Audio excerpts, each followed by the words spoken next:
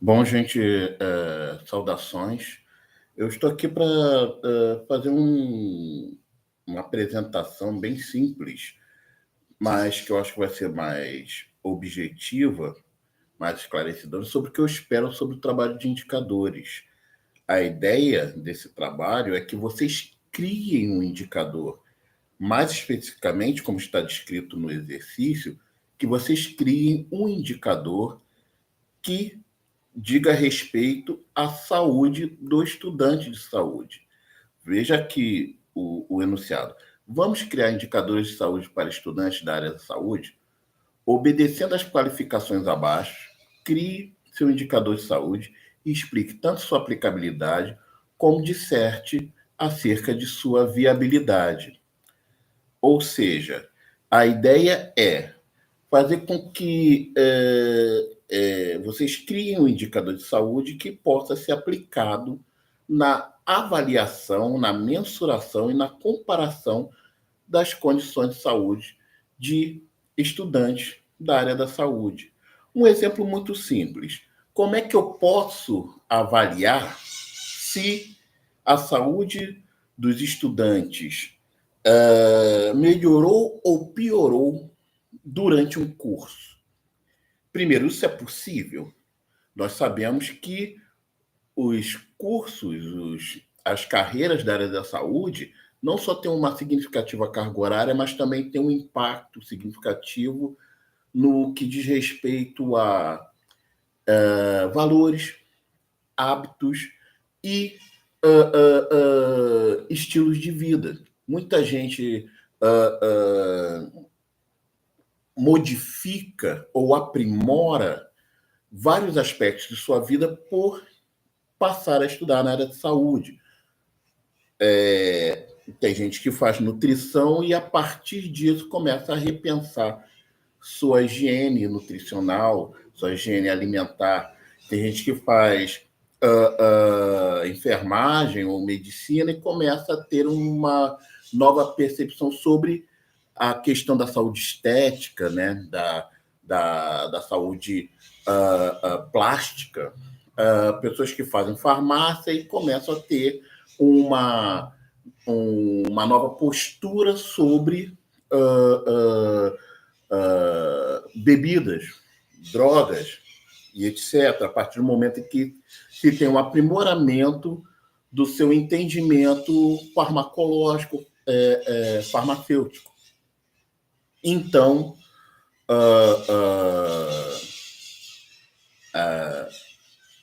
é legítimo pensar que estudar na área da saúde pode trazer benefícios, assim como malefícios também.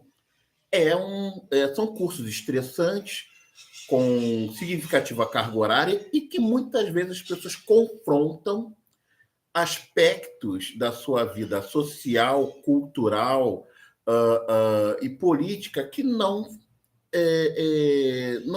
ela não havia sido exposta antes.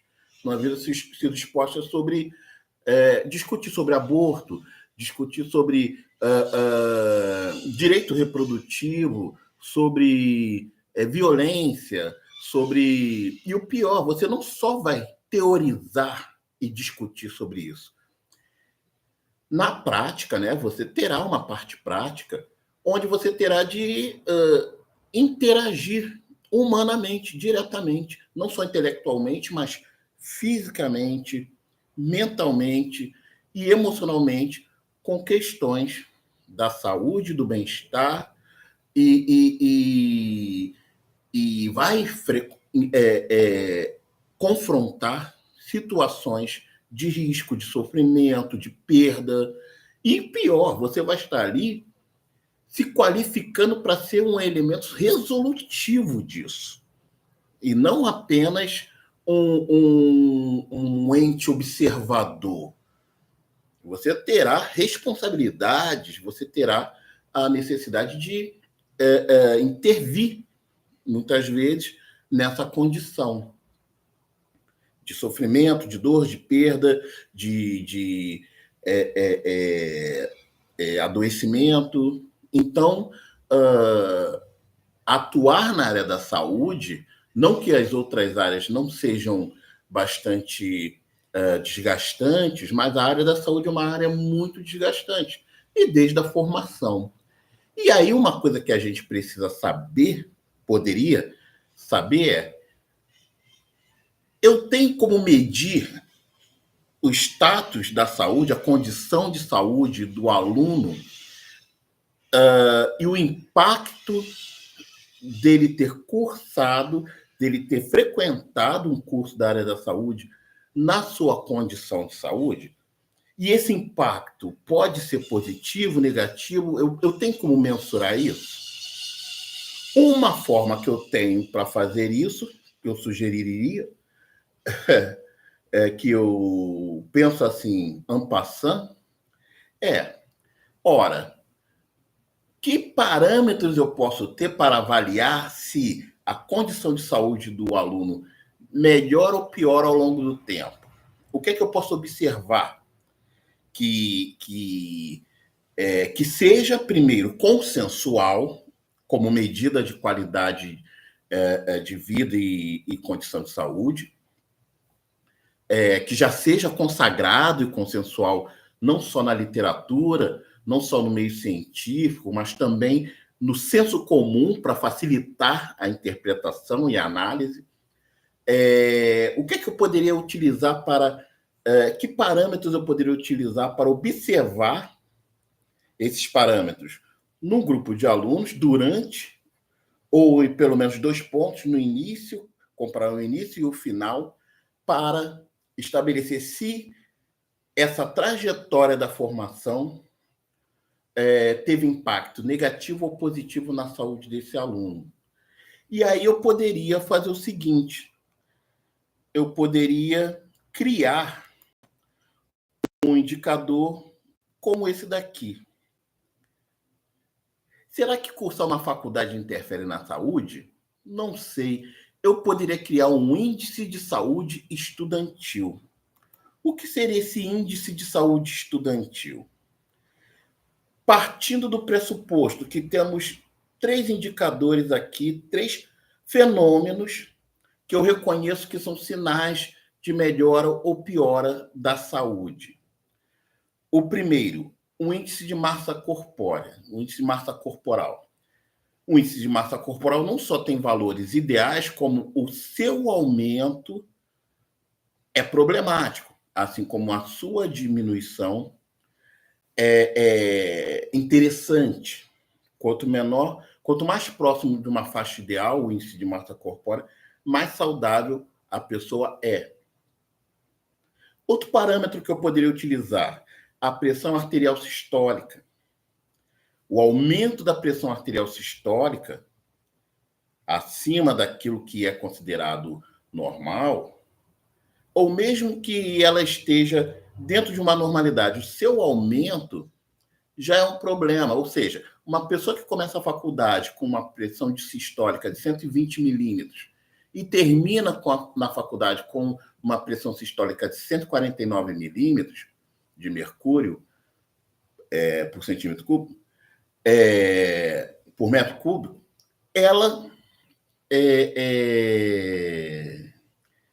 está dentro daqueles limites do manual do Ministério da Saúde do que é hipertenso, do que não é hipertenso, mas esse ganho de pressão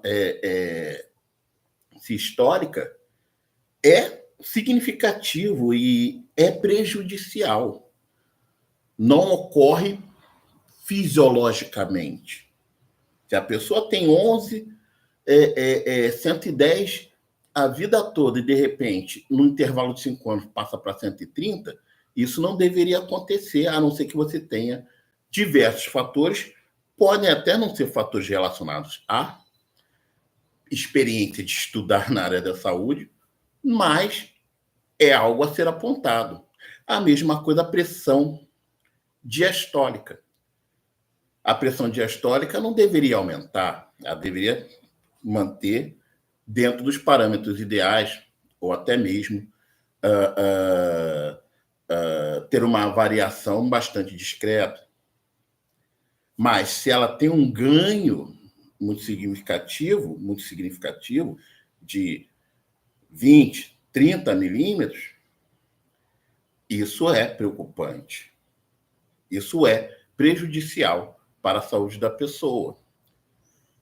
Então, sabendo disso, tendo esse entendimento, esse consenso, que tanto o índice de massa corporal quanto a pressão sistólica e a pressão diastólica devem se manter estáveis nesses 5 anos, que normalmente é o tempo que um curso de nível superior leva, 5 anos ou mais, alguns 4, alguns 5, mas em média 5 anos, eu poderia então ter um índice que calculasse essa variação desses parâmetros no primeiro ano e no último ano de estudo desse aluno. Eu teria um grupo de alunos e mediria todos eles o índice de massa corporal, a sua pressão arterial para identificar a sistólica e a diastólica no primeiro ano do curso. E depois eu verificaria isso novamente quando eles estiverem para se formar no 5º ano do seu curso. E eu vou comparar se há diferença entre os valores do primeiro ano e do 5º ano, entendendo que, idealmente, isso não deveria variar. Nem o índice de massa corporal, nem a pressão sistólica, nem a pressão diastólica. Em isso acontecendo, eu identifico isso como um problema. Mas esse problema pode ser interpretado de várias maneiras. O que eu quero dizer? Eu faço essa fórmula aqui, onde eu coloco índice de massa corpórea do primeiro ano dividido pelo índice de massa corpórea do 5º ano. Veja bem, um valor pelo outro. Se não tiver mudança, qualquer que seja o índice de massa corpórea dessa pessoa do primeiro ano, se ela não aumentou o índice de massa corpórea até o 5º ano, esse resultado vai ser 1. Ok, não mudou. A mesma coisa vale para todos os outros parâmetros. Se não mudar, fica igual a 1. Ou seja, se esses resultados, todos eles forem igual a 1, se nada mudou, então eu terei 1 mais 1 mais 1, dividido por 3, que dá 1. Ok? Eu vou pegar o resultado de cada um desses parâmetros, o índice de massa corporal, a pressão sistólica, a pressão diastólica, vou pegar esses resultados e dividir por 3. Ok? Se esses valores se mantiverem igual a 1, eu considero que o resultado desse aluno foi bom. Está ótimo, está satisfatório. Aí, se ficar abaixo de 1, ou seja, se o índice de massa corporal diminuiu, ou a pressão diminuiu, ou a sistólica ou diastólica diminuíram. Melhor ainda. Agora, se eu tenho resultado acima de 1, isso significa que ou o índice de massa corporal aumentou, ou a pressão arterial aumentou, sistólica ou diastólica, ou os 3. Algum deles piorou. Não deveria melhorar, não deveria aumentar e aumentou. Então, eu entendo que se eu tenho um índice de saúde estudantil de um indivíduo maior do que 1, é porque um desses parâmetros, ou 2 desses parâmetros, ou todos esses parâmetros piorou. Ok? Eu poderia utilizar apenas um desses parâmetros. Eu poderia utilizar 10 outros parâmetros. Eu poderia utilizar a glicemia, eu poderia utilizar o perímetro abdominal, que é um parâmetro importante sobre risco cardiovascular. Eu poderia até utilizar outros parâmetros que não são antropométricos, como o hábitos, é uma pontuação para certas práticas ou hábitos. Exemplo, se a pessoa fumava e até o final do curso parou de fumar, ela poderia receber uma nota -1 para compensar os outros parâmetros. Se ela não fumava no primeiro ano e não fuma, e não passou a fumar até o 5º ano, então ela recebe nota 0. Esse parâmetro, no caso dela, fica 0. E se ela passou a fumar, ela recebe nota 1. Ou seja, qualquer que sejam os outros resultados, por menores que sejam, só o fato dela ter passado a fumar, ela fica com um índice de saúde estudantil já acima de 1, porque você vai ter valores dos outros parâmetros, mesmo que todos os outros sejam igual a 1, mais 1 vai dar 4 dividido por 3, ou seja, o seu índice de massa, o seu índice de saúde estudantil vai ser maior do que 1. Então, qual seria a importância desse índice de massa estudantil, índice de saúde estudantil? Qual é a conceituação dele? É um índice que procura identificar o status de saúde do aluno na entrada e na saída do seu curso, ao iniciar e ao terminar esse curso, para verificar se o seu padrão de saúde melhorou ou piorou durante esse curso. Ok? E qual seria a interpretação? A interpretação muito simples. Todo resultado acima de 1 indica piora da condição de saúde do aluno. Porque o ideal é que eu tenha um resultado igual ou menor do que 1. Se eu tenho resultado maior do que 1, é porque a condição de saúde desse aluno piorou.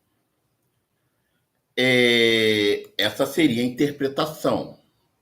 Quanto maior o índice de saúde estudantil, quanto mais ele se eleva a partir de 1, pior. Que usos eu poderia ter para esse índice? Principalmente para verificar se as atividades, até mesmo se a própria forma de admissão ou se as condições de ambiente, de horário ou de interação com o processo de estudo teriam alguma interferência e poderiam ser melhorados para promover mais saúde para o estudante. Eu poderia analisar esse índice de saúde estudantil por turno, por exemplo, e perceber que, hipoteticamente, medindo o índice de saúde estudantil dos alunos da manhã, da tarde, da noite, eu verifico sistematicamente que os formandos do turno da noite sempre apresentam uma média aumentada de índice de saúde estudantil. Eles sempre ficam acima de 1 e eles sempre apresentam o maior crescimento, enquanto os alunos do turno da tarde são os que apresentam maior estabilidade em média, são os que menos aumentam esse índice de saúde estudantil. Eu posso observar que tem cursos que podem ser mais comprometedores desse índice do que outros. Por exemplo, eu posso identificar que o curso de enfermagem tem um índice de saúde estudantil mais elevado, em média, do que o curso, digamos, de educação física. E isso é uma coisa que precisa ser, de alguma maneira, analisada, né? Tratada. O indicador tem essa função, apontar que alguma coisa pode estar acontecendo e não só apontar, mas mensurar, ou seja, dizer o quanto que isso está acontecendo, em que grupos, com que intensidade. E é lógico, um indicador de saúde, ele tem suas limitações. Obviamente, eu não posso dizer que, dado que uma turma formanda apresenta um aumento de índice de saúde estudantil muito elevada, eu não posso dizer que isso é culpa do curso puramente. Você pode ter uma série de fatores que precisam ser analisados. Um exemplo, você pode ter nessa turma uma quantidade maior de estudantes que já são seniors, maiores de 40 anos e muitos portadores de doenças crônicas. Você pode ter pessoas que já são, já têm uma propensão a doenças crônicas que atuam sobre esses parâmetros. Você pode ter, desculpe, uma série de fatores que não estão relacionados necessariamente à dinâmica do curso. Isso precisa ser também ponderado. Mas, de qualquer forma, isso não faz com que o indicador não sirva para fazer construções de hipóteses e de análises. Ele tem limitações, como todo indicador de saúde tem. Que fontes podem ser utilizadas para esse indicador de saúde? Essas fontes teriam de ser fontes primárias, ou seja, de alguma forma, a instituição de ensino teria de se comprometer a todo momento de admissão e formação de turmas, verificar e registrar, digamos, no histórico desse paciente, desse aluno, quais foram os valores do índice de massa corporal e da pressão arterial desse aluno quando ele entrou na faculdade. Ok? E depois, no momento da formatura, ir lá naquele histórico do aluno e registrar o resultado quando ele estiver terminando, já tiver aprovado em todos os créditos e é propenso a se formar nesse curso. Aí você registra de novo qual é atualmente o índice de massa corpórea, corporal e a pressão arterial desse aluno.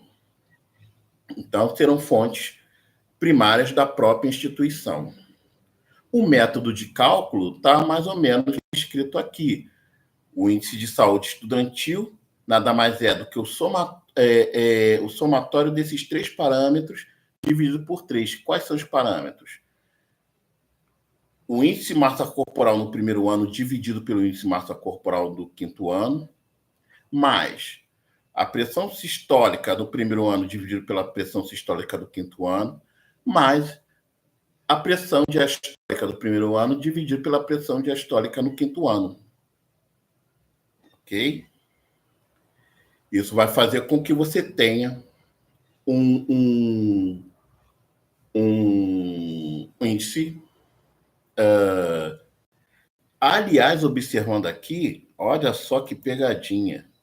Se eu quero que isso seja um índice e ele tem que ser igual a 1, eu, na verdade, tenho que inverter. Eu tenho que dividir o índice do quinto ano pelo índice do primeiro ano. Os resultados do quinto ano é que devem ser divididos pelos resultados do quinto ano. O resultado final tem que ser dividido pelo resultado inicial. Ok? E aí, eu tenho essa ferramenta que pode por esse método de cálculo, verificar a condição de cada aluno e depois eu faço um resultado da média. Ou seja, eu somo os índices de saúde estudantil de todo o grupo, a turma, ou o turno, ou o curso. Eu posso fazer divisões até por sexo ou por grupos etários, e aí eu vou verificando o comportamento desse índice. Eu posso verificar, por exemplo, se existe uma diferença entre o índice de saúde educacional de alunos com menos de 20 anos, que entram com menos de 20 anos, e o índice de saúde estudantil daqueles que entram com mais de 35 anos. Se o desempenho deles ao longo dos 5 anos de formação apresenta uma variação maior ou menor em comparação a esses dois grupos. Ok? Que categorias de análises poderiam ser sugeridas? Justamente essas que eu descrevi agora. Você pode fazer análise por turma, por grupo etário, por sexo, por turno, por curso, por local de moradia. Eu poderia fazer esse índice de saúde estudantil, coletar o índice de saúde estudantil dos alunos de uma determinada safra, estudantes que entraram em 2024 e estratificá-los segundo local de moradia. Quem mora perto da instituição de ensino e quem mora longe, digamos, outro município, ou outro bairro, ou outra região administrativa, ou outra área programática. Eu poderia, então, analisar ao longo do curso se aqueles alunos que se formaram, mas moravam distante, tiveram um impacto no seu índice de saúde estudantil maior ou menor do que aqueles que moravam perto. Sendo que, nesse caso, eu devo reconhecer que não seria necessariamente um fator relacionado à faculdade, ao curso. Veja bem, esse é um clássico caso de correlação. Apesar de eu estar utilizando um índice que está avaliando a condição de saúde do estudante dentro de um contexto estudantil, de ensino, de ambiente educacional, esse parâmetro está sendo ponderado por um fator que não tem nada a ver com o estudo. Tem a ver com a geografia, o local de moradia, um status social que foge o curso, que não é controlado pelo curso, mas que sabemos que interfere muito. Estudante que mora longe acaba tendo um desempenho comprometido, não só academicamente. Nós sabemos como sofre o cidadão nesse país com transporte público, com a precariedade dos serviços de transporte. E isso vai refletir na saúde, no desempenho acadêmico e em tudo mais. Ok? Isso serviria não para apontar necessariamente um comprometimento do processo educacional em si, mas para ponderar sobre a possibilidade desse fator merecer uma ação tão importante quanto uma ação educacional. Ok? Isso acontece muito frequentemente na educação. Não dá para você falar sobre educação infantil, de ensino básico, quando você tem boa parte da população brasileira, mesmo em regiões metropolitanas do do Brasil, como Rio de Janeiro, São Paulo, muitas crianças que não conseguem aprender porque estão com fome. Tem crianças que só têm garantia nutricional e alimentar na escola. Em casa, elas não sabem se terão que comer antes de dormir. Essa é que é a verdade, muitas vezes. Então, é uma questão educacional, sim e não, né? Bom, por último, o que o exercício pede, quais são os dados estatísticos e comentários? Bom, os dados estatísticos, é lógico, são aqueles relacionados aos dados primários que vão ser coletados pela própria instituição de ensino, né? Você vai ter um histórico coletado pela própria instituição e a própria instituição vai analisar, né? Esses dados são construídos institucionalmente. Espero que tenha ficado mais claro. Ora, vocês podem fazer um indicador que trate não necessariamente de risco para a saúde, mas vocês podem falar um indicador sobre o hábito do tabagismo entre estudantes de saúde, ou alcoolismo, ou gravidez,